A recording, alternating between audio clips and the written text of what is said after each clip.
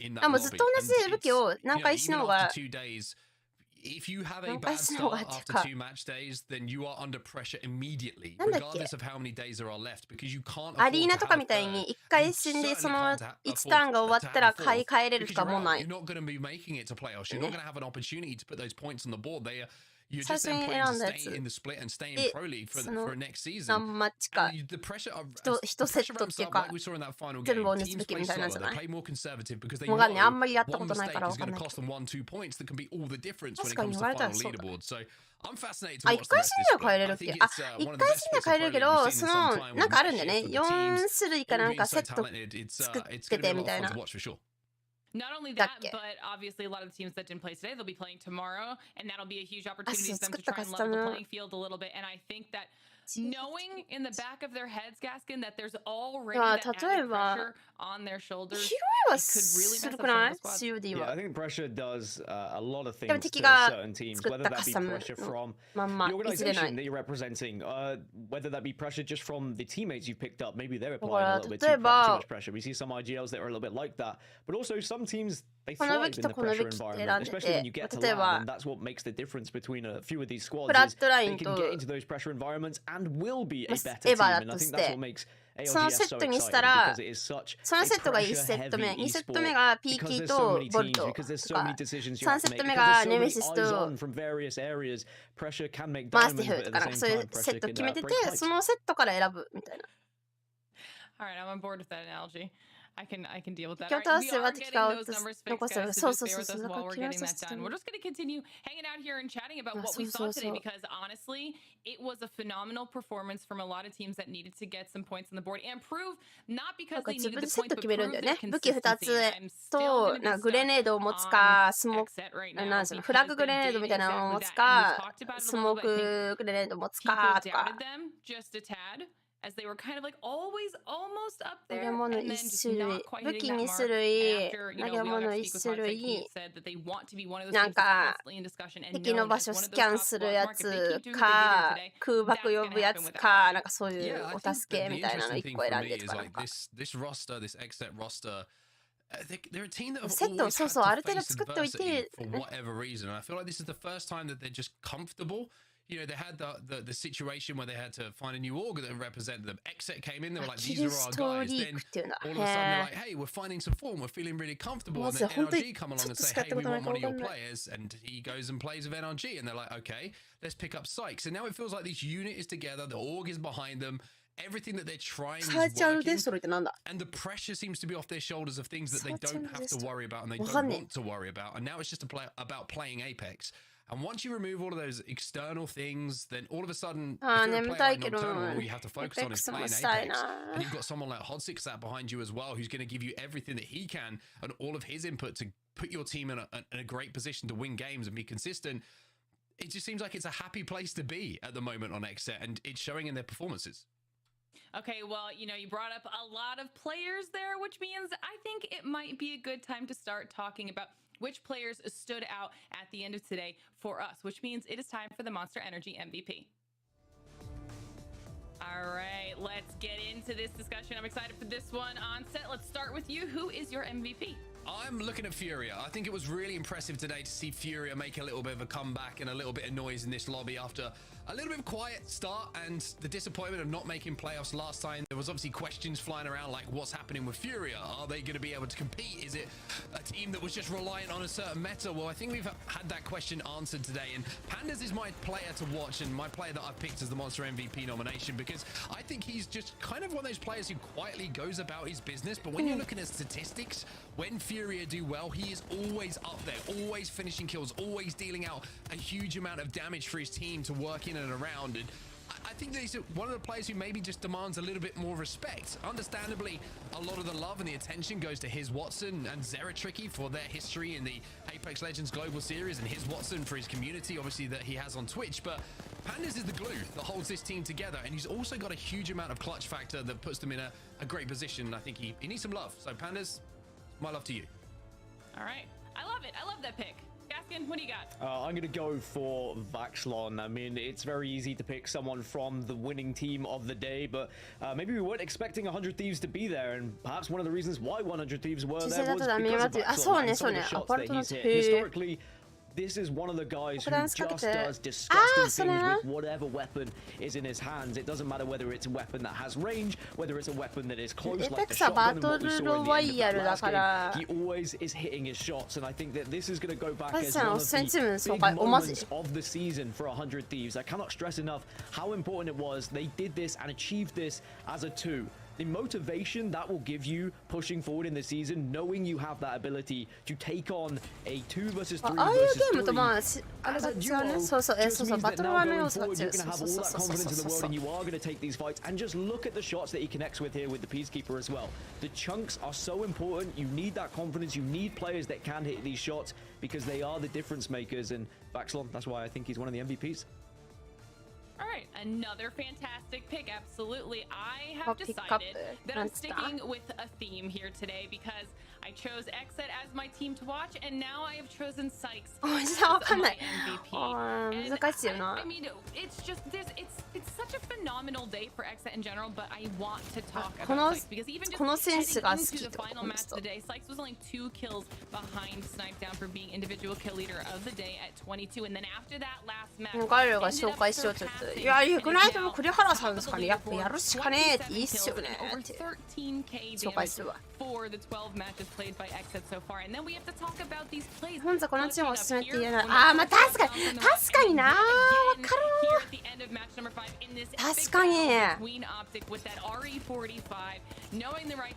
もういややっぱ栗原さんからやるしかねえよ学びましたからは by keeping himself there with low health. I mean, in general, just so impressive from Sykes and all of Exit here today, but Sykes has to be my pick for MVP. 確かに日本座このチームが I feel like we did a great job すげえね yet again. So many impressive players. まあなん to か talk about 注 the 目 best 今 Benjamin 回の Rock 注 Energy 目 MVP. チームはみたいな話ねまあ今ちょっとノリに乗ってるこのチームいいっすよねみたいな話はある We けど need to talk about 確かにな what we've got coming up おお next. 3人に増えたあれ Because it's 3 of 3 me. になった That's a terrible team. I would 何 hate 何 to 何 run おじさん into た an ちが Apex 可愛い Legends, ね by っ the つって way. 笑ってるこれ I I mean, would we not saw be a fan. we saw a lot of pings in one of the games earlier. I was going to say it reminds me of when I gamed with Glitter and I was just getting pinged the whole Okay. time because apparently I don't listen enough. But here we are with 3 of her. You know what? Then I she'll be think- fine. Everyone will Staying out listen. this. I think it's time for 今 the お疲れ様ですって言った今真ん中の人あれ Okay, because we are going to be bringing in Onmu. I'm actually very excited for this, especially after the final match of the day. We have some questions, so let's talk to Onmu. Obviously, from 100 Thieves, phenomenal performance in game number 6. Oh. Hello, first of Everyone. all, congratulations. How are you feeling オ right ン now? ムだオンム I mean, I'm feeling a lot better. Oh, after I kinda ka, slowed anata game ga. by for us, but I い mean, やオンムっ it て ended 感 pretty じだ well. わ So 可愛さがある Okay, I think everybody needs to know what was going through both of your minds as a duo, match number 6, and you know that you have to clutch this one up in order to get the top spot. How did you handle that? I mean, we just kind of stayed calm, stayed composed. We utilized Seer, obviously with some free info from his passive, but we just kind of like our whole goal was just to get as many points as we could, just kind of steal some kills from inside of the ring, like on the edge, and then マイクを捨てやがる just kind of rotate の in の if 可愛い we 顔 saw a して free る spot. So just kind of staying calm. 皆 That's さ all ん you 可 gotta 愛いってからですなんでどういうことだ All right, Onsite, what do you want to ask? Firstly, Onmu, hello, my friend. Welcome to the show. Why? I just want to say, I'm super proud of you guys for what you've achieved today because I will never forget the tweets that I saw from all of you after 塩電生 playoffs, 砂と and か it ですよ it just へ felt like there was an え outpouring of disappointment. There was like 砂 this idea that you'd let people down and what they would Sniper expect from this突入 roster, and I think you need to just take a マ moment ジで to 可愛 really いか appreciate what you've done today. オン and ムという how 名 good it is for に you ふさわ guys し to い kind 可 of 愛い put 顔 this して back together, and this roster is showing what we always knew it could do and what you always have done. But I want to talk about that last game because you said talk about being calm, you talk about being composed and how tough it is to do that. How did you navigate that traffic in and around Lightning Rod? Because you lost a player on the way down when you hit that Valcolt. So you had to play pretty much the entire game as a duo with 17 squads still remaining. Teams above you, teams below you. And you say you used the Seer passive to see where the gaps were, but how difficult was it to navigate that traffic こ and の find ゲーム yourself in a 要 position 所 to 要 win 所 the 壁 game? あるのびない違う I mean, I would say it was pretty difficult. We kind of like split landed, which is why Oh, we it's kind of like- died at the This is beginning. like- I kind of landed on my Ah, own on a so- different spot, ah. and there's some miscommunication between us. They thought I was talking about the other side of the zip line, but I was talking about one. So first, like, me and Vax needed to regroup. We kind of ス just コープ ran 覗いた around 瞬間打つ the と zone 弾がまっ until すぐ飛ぶ。 I ended up は making it back to Vax. And そ we うな just んだ。 kind of stayed low key as stuff was happening around us.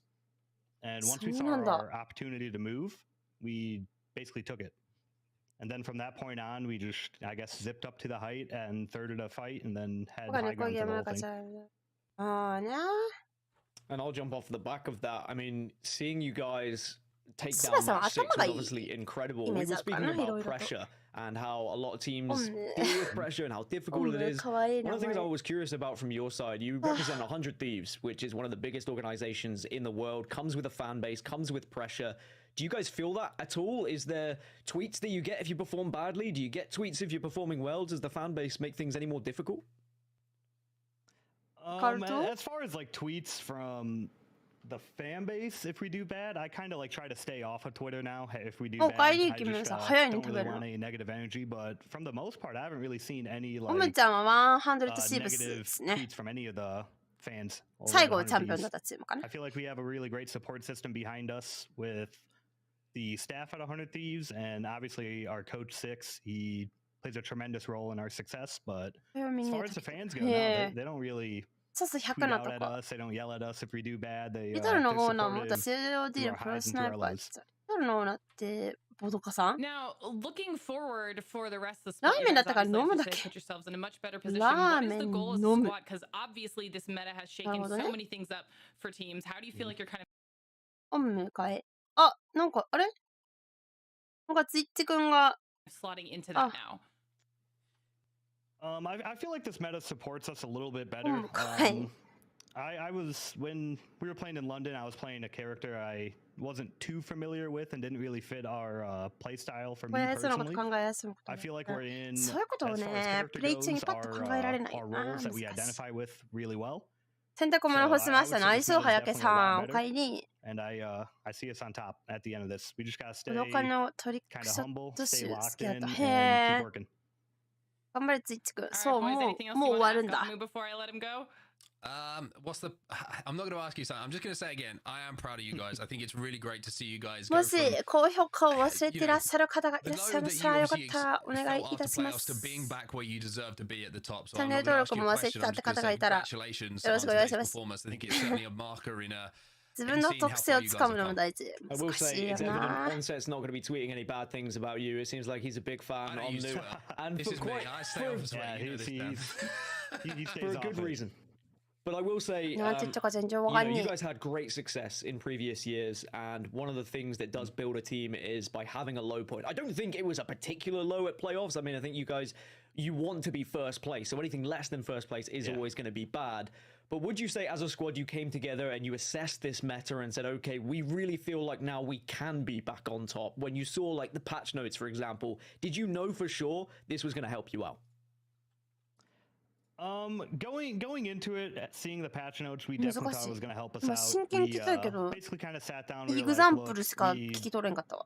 kind of エグ fumbled ザンプル in みたいなこと言 London. ってなかった We。can either give up now, lay everything down, or we can get back ペの on 配信 and いっちゃ応援 hit してる the からです。 ground あり running. がとう。 So we basically just worked hard, あり obviously, がとう、ありがとう。 leading after a bad も performance う in ちょっ London, と in な、 our もう opinion. ちょっとなんか頭良くな We ったら really 強 just く sat なれそう down な and 気 like するん kind だ of けどな。 played characters that like we identify with a なん lot か more, 結 which 構 I 考 think え is て a やって really んだけ good ど thing that we ね、 need to do. ソロラン。 Like you やっ can ぱ be a 味 great 方 player at taking space, but if you're playing a character 勝 that 手に doesn't 行 really 動しちゃ allow う you to 時 do もある that, し、 it's just gonna feel awkward. ソロではちょっとしんどいかな。 Well, the changes あ、 are 聞き取れなかった。 absolutely evident. You エ guys グザンプルどういう意 had 味で a しょうか。 fantastic clutch わ at the か end り of the day. ま Put せん yourselves と。 in a great spot. 忘れちゃった、エグ Congratulations ザンプ again ル。 on the win, and thank you for chatting with us. Thank you. Hey, thanks for having me. Have a great day, guys. I'm sure we will speak again very soon, but it's not just the players that have an impact on our games, it's also the items within the game, which means it is time for us to do WT あっ Black た。 What's in Your 例え Pack. ば、例ね。いや、うん。 And today is a そうだと思って day た。 of scopes, okay? We talked about the digital threat. 考える角度を変えるの大事。 In NA, we are talking about the HCOG Ranger gas skin. Let's talk about how it affected the day today. いや、例えばだと思ってたんだけど、 using a bruiser on a wingman earlier, so you can be judged for what scope you use, and also scopes can be very helpful. But the 3 times, it's one of those scopes that I think I go back and forth with. With some weapons, I absolutely love it. With others, I absolutely hate it. But those who do find success with the 3 times, they will be so happy when this is in the crafter, when this is in any sort of drop spot that they can find, because the shreds that you can do. I think the R301 would probably be my favorite weapon for it. I don't know if you would agree with that one on set, but I've recently transitioned from mouse and keyboard to controller. Maybe I shouldn't be admitting that, but it means that I don't need the 3 times. Give me the 2 times, give me the 1 times, because I'm going to be up close and personal. Hey, look, put this thing on a scout, put this thing on a havoc, put this thing on a flatline, you're going to have a lot of fun. It's one of my favorite scopes in the game. I would say maybe my second favorite after the 2 times, but it's one of those scopes that's a really good utility scope, and it's a perfect competitive scope as well, because it allows you to do damage to the likes of the Nemesis. Kind of AR, you're in a good spot if you go 3 times, and it's not very often you're going to ping it and someone's going to go, you know what, I'm good, I'm going to leave that one on the floor. You usually have someone to run it.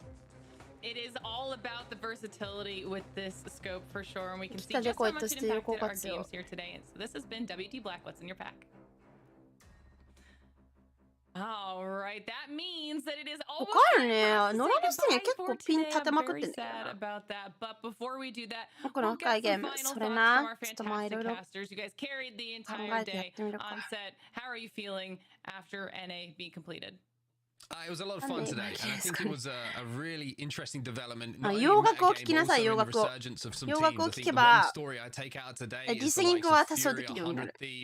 Coming back and kind of proving that they're not done yet when it comes to what they can show in Apex Legends and what they can achieve in Apex Legends. So some crazy plays, some really good clutches, and some really good quality games as well. ガルルがめちゃめちゃ強かったら、多分ノラもついてくると思うんだけどね。As we roll through the weeks. 難しいよね。I can't wait till we continue on with more of our games. 洋楽はマジで、洋楽はマジで効果ある。だってイグザンプル聞き取れとったの？じゃあ逆にみんな。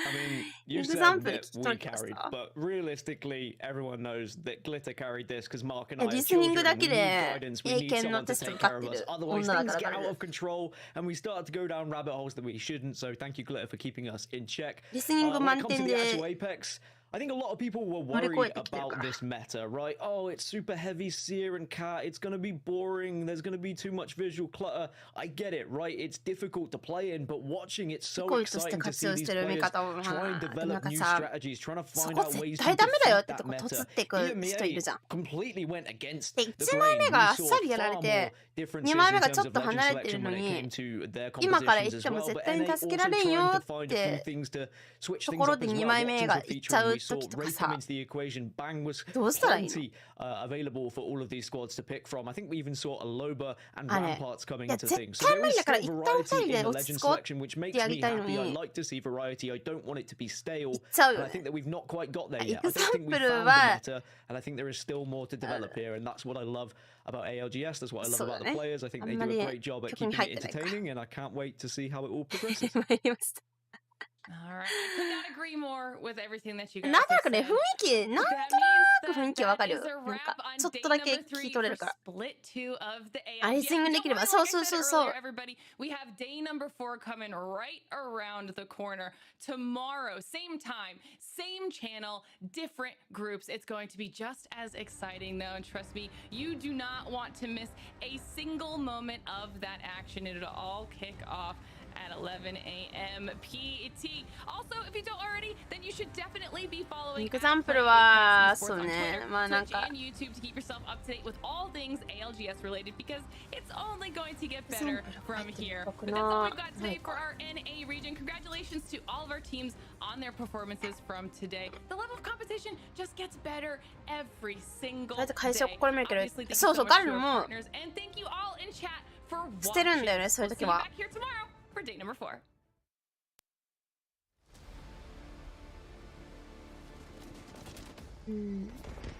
2枚目がいっちゃったらもう行かずに逃げるようにする最近はずっ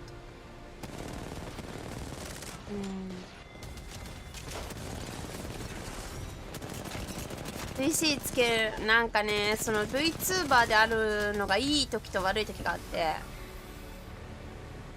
あ、VTuber だ、じゃあ一緒に頑張ろうって人と、なんかたまにさ、この間いたけどさ、なんか、キャリアお願いしますみたいな。自分がダウンしてからさ、いやー、この後楽しみだなとか言ってくるやつ、マジでうっとしいよな。マジ、死に口なしだから、もう喋んぞねーみたいな。いや、そのプレッシャーで本当にもう何もできんくなるから、黙って言ってもらっていいですかっていう。ちょっとノーラはイライラしたな、ガルル。あれはマジでイライラした。いやー、ここから見せてくれるんだろうな、みたいな。楽しみだな、みたいなチャット飛んできた時、ほんとイライラしたね。そんな人いた？こないだ。マジでイライラしたから、チャットオフにしたもん、ガルル。チャット表示しないようにした。そう、マジでありえんよな、マジで。びっくりしたわ。自分死んだくせに何言ってるんですか？やばいよね。この間、初めて見てびっくりしたわ。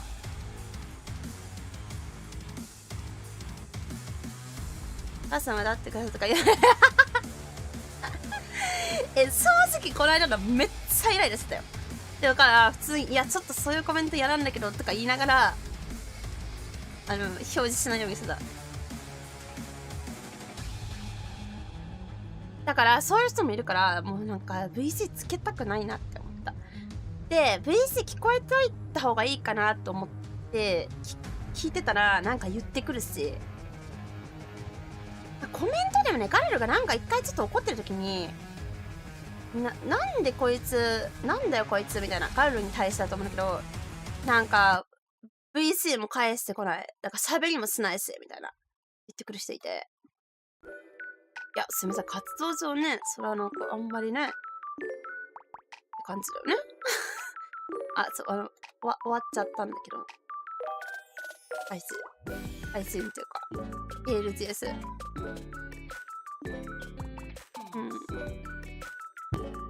なんか悪口言われるんだったら別にもう聞きたくないかなって思っちゃうね。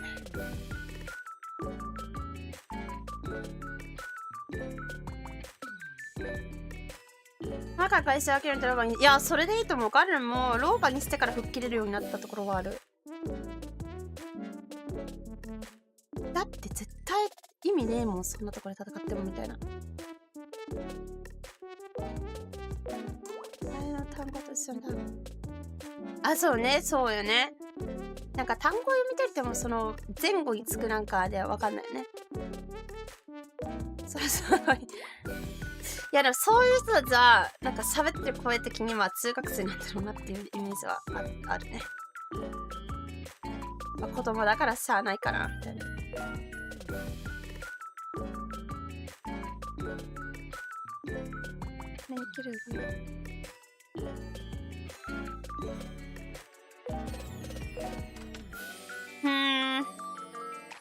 別にね。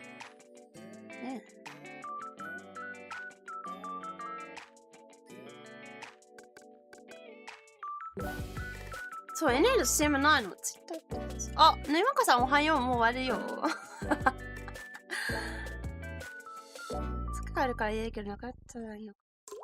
そうだね。なんか直接さ言ってこれないくせにさ、チャットで言えたりコメントで言えたりするじゃん。でさ、喋ってみーなって思うけどね、彼らは。言いたいことがあるんだったらちゃんと言葉にして喋ってみ、声出して喋ってみって思うけどね、彼らはね。ポジション意識なー、難しい。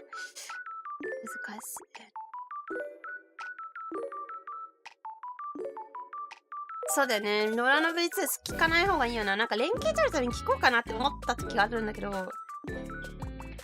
なんかそこでVTuber かよとか来る人もいるし、なんかなーって連携どうのこうのの前にこっちのメンタルがやられるみたいなあるよね。あと僕は素肌やれた瞬間一旦距離取って撮影を、なるほどな。少し考えてます。そう、VTuber って書いてあるんだから配信してる確率が高いわけよ。いやわかんない。結構ガルルが出会った VTuber さん調べたらその時ライブしてないってあるから結構裏で遊んでる方も多いんだと思うんだけど、ガルルは基本配信してるからちょっと大丈夫その発言とか、そんなチャット送ってて恥ずかしくないかとか思うけどね、ガルルは。彼は人間じゃないから言葉はしない。まあそういう気持ち、広い目で優しい気持ちでいないといけないかな。最近なんかね、日本人ちょっと増えてきたじゃん、また。だからそっからややこしくなってる感じはある。そこからなんか最近チャットがうっとうしいって言い方よくないけど、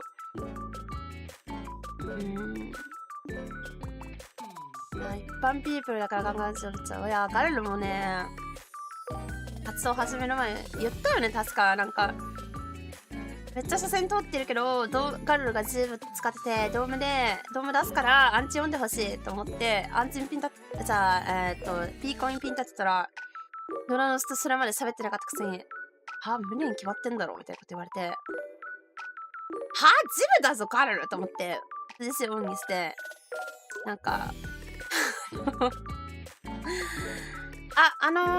あるんで、いいですかまずいですかねっつったら、女って分かった瞬間、読みます、すいませんみたいな。こういうタイプかーと思いながらね。ドーム出すんで、つって。そういう経験もあり。そんな喧嘩腰でさ言わなくてよくない？だって普通にさ自分が喋ってくんだったらさ、じゃあドーム出してもらえますかとか言ってくれたらいいじゃん。逆にね、なんかメイン決まってんだろとかじゃなくて、ガルルがジムなんだから、じゃあドームお願いしていいですかって言ったらいいじゃん。なんかみたいな感じで言われて、こっちもドームあるんだけどと思ったから、いやドームあるんでいいですかって言ったら、見ますみたいな。そこからなんかめちゃめちゃ喋りかけてきたけど、もうガルルはそこで VC 切ってるから変なこと言わなくてよかった。でもこさん何も言ってなかった。ガイサバの方がいい。でもなんかガイサバだとまたムーブが違ったりするとかあるじゃん。手のひらくるくるよマジで。本当にすごかった。なんかあれはマジ典型的なタイプだなと思って、ちょっとってなってさ。サンツイッチ YouTube そうやって配信しやがってる。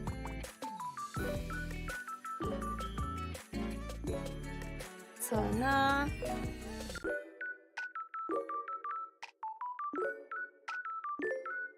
聞いた方がメリットもあるんだけど、あるんだ。聞かない方が幸せな場合もあるしな。聞き方一つですもん。そうよ。じゃあドーム出してもらっていいですか？ちょっと今写真やばいんでとかさ。ねあるじゃん。そんなさ最初から切れてさ、胸に決まってんならめっちゃ写真撮ってんぞみたいなこと言われても、じゃあジブは何のためにおるんじゃじゃあみたいな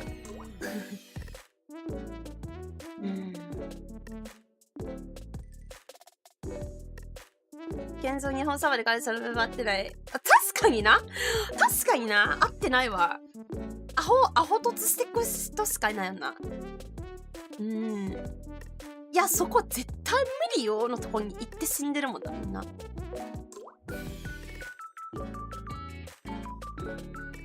難しい。キリキリたまには言わせてくれ。もう溜まってるんじゃ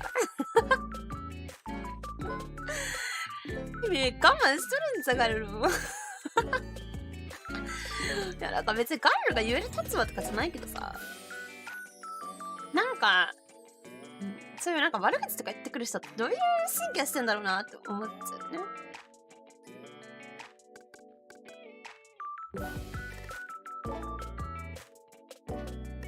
気分転換にさ、そうか、別のサーバー行ってみたり、ありだな。ガルル、基本日本サーバーしかやらんからな。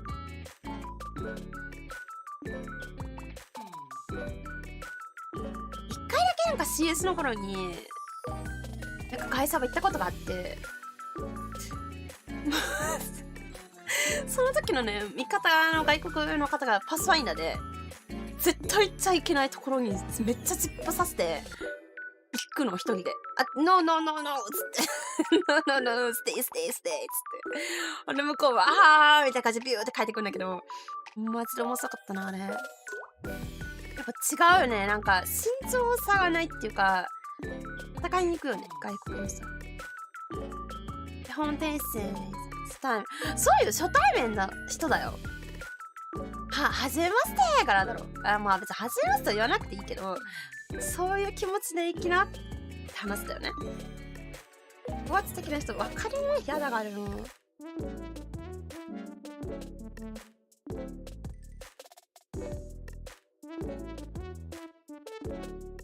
マスターいいですかってこれ終わり際に言ったらいい。でなんかその日に言ったら多分見てる可能性もあるじゃん、その人たちが。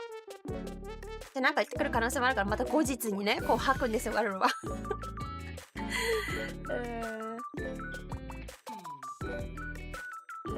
あ、そうなんだ、ピン高い。へえ。あ、台湾 D を作る。へえ。いや、そう、暴言はパフォーマンス下げる。マジでそうそうそう、本当にそう。だし、この間の煽り、なんか、いや、この後楽しみだなとか煽ってきた人は、本当にそれパフォーマンス下がるから、マジで喋るなと思った。本当に喋んないでくださいと思ったね、あれは。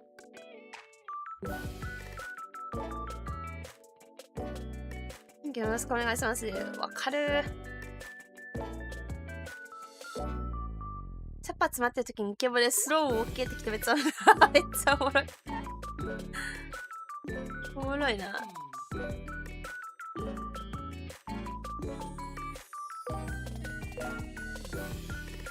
あ、日本人としては分かりやすく言ってくる。は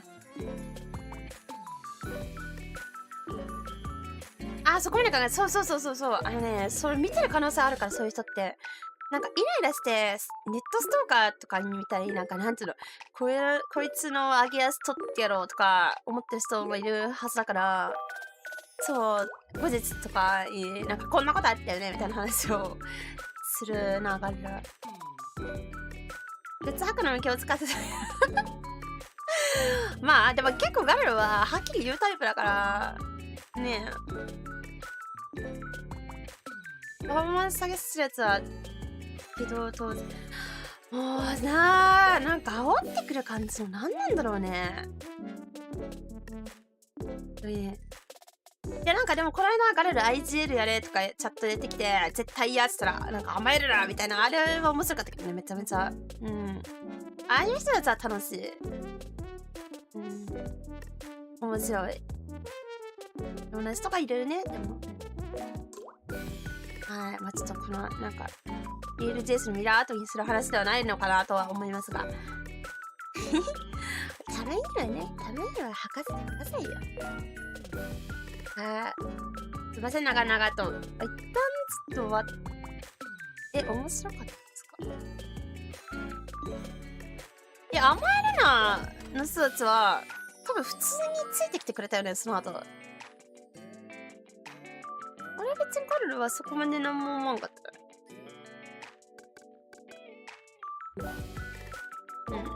IGL、白。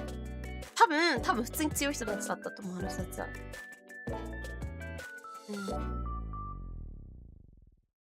あれは多分ネタだし、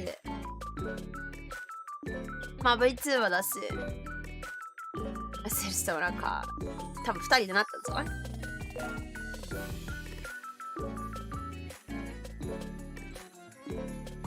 だからこそね、そうね、ゲームだからね。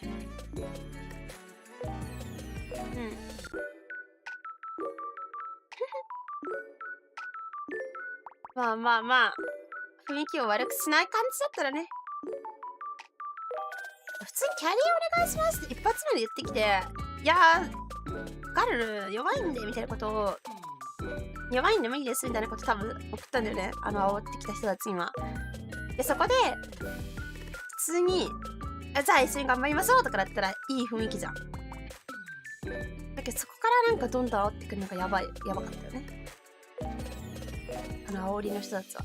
IGL やれと、まあ、甘えるのはまあ、おもろかったね。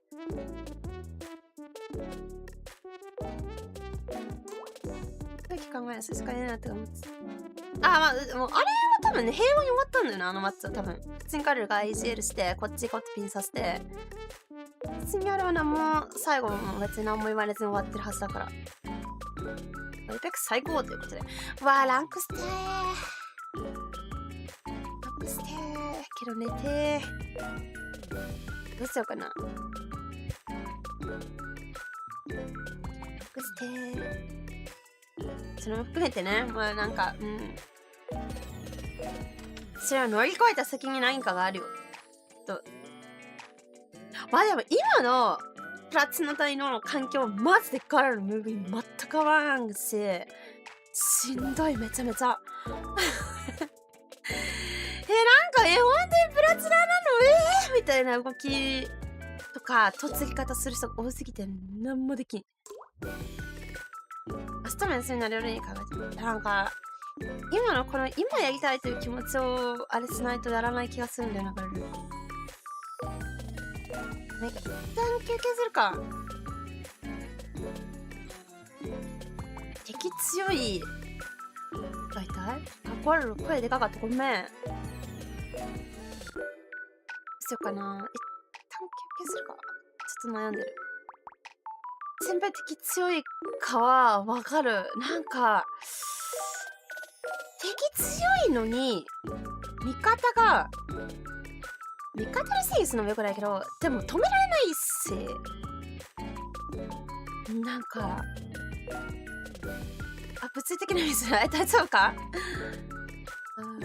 味方強いし、敵強いのに味方はアホみたいな突してくなっていう感覚はある。なんで味方はこんなになんかあんま考えなしで動く人と当たるんだろうっていう感じはある。なんなんだろうね。だって2パーティーとか周りにいてさ、で高い位置の家にいる敵に突っ込んでいく人とか意味わからんくない？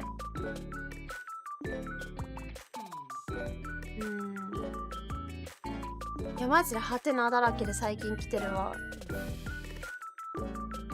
デュオが多いけど、でもその突してった人はもう一人の人ちゃんとすぐついてってなかったし、で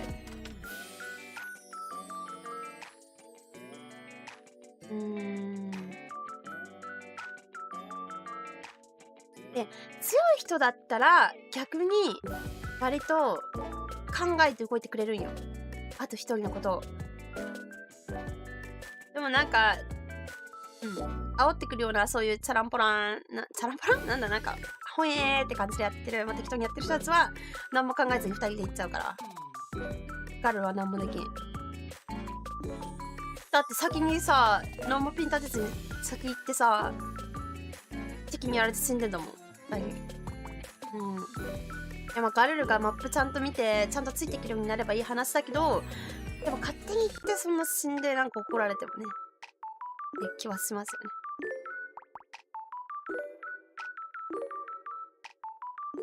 そう勝手に突っ込んで死んでいくのをサポートしないこっちが悪いって絶対思ってる。絶対に思ってる。それは本当にそうだと思う。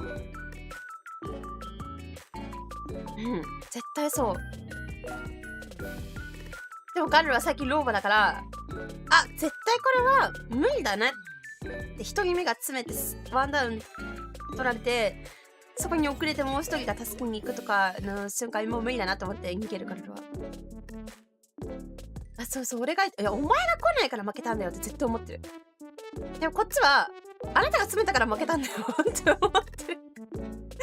そこは戦いに行かなくていいところですよってこっちは思ってるから。あ、そう、仕方ないからサポートしに行って全滅はあるね。でもそれで全滅するんだったら、老婆とかで逃げて、バナナ作った方がいいかなって最近思っちゃうな。ガチャにでピンさせる人いない。そうな。まあでもガルルも詰めるタイミングとか割と味方に任せちゃうから。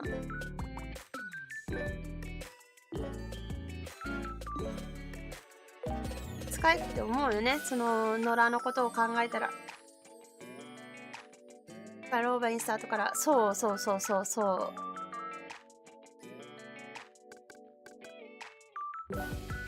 CS そうやってるとそれしかない。ごめん、フィジカルとかしないでよとやる。わかる。ピンとかピン以外のさせ方わからない。なんか中押しして、ピンマーク中押しして選べる。あ、そう、信頼である動きしてから、そうね。音鳴ったらとりあえず行って、周りに2パーティー3パーティーいてももう行っちゃうみたいな。別に中距離からちょっと打ち合いでダメージレース勝ったから行くとかじゃなくて、何もやりとりしてないし、敵のアーマー状況も分かんないのに交渉にいる敵に突っ込んでいく見方は本当にはーいと思うよね、彼は。あ、サクさんこんがりです。もう終わっちゃいました。終わっちゃったー。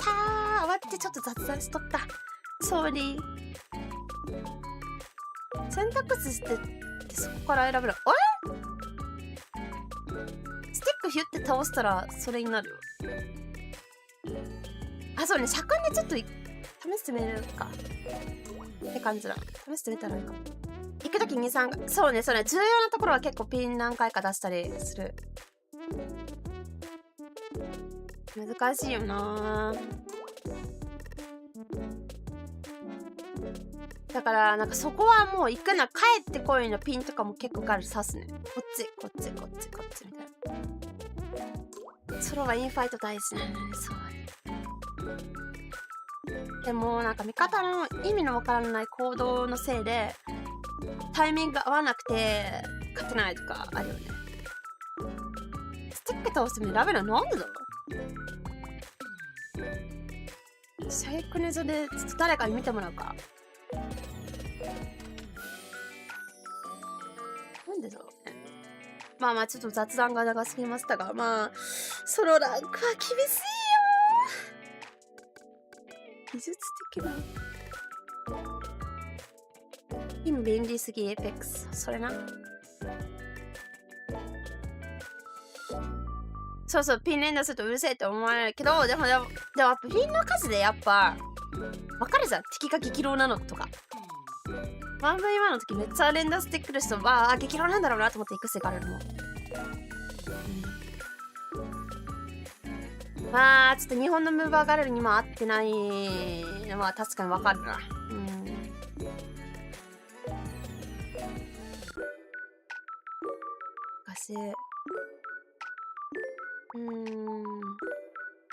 ちょっと一旦休憩してまた後で配信しようかな。乗り越えれば次が楽になる。そうね、頑張ります。彼は頑張りたい。喋ってないとかちゃんと聞くようやった。そういうことだ。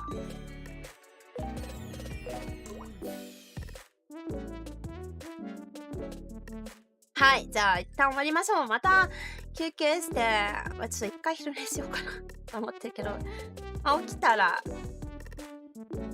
かな。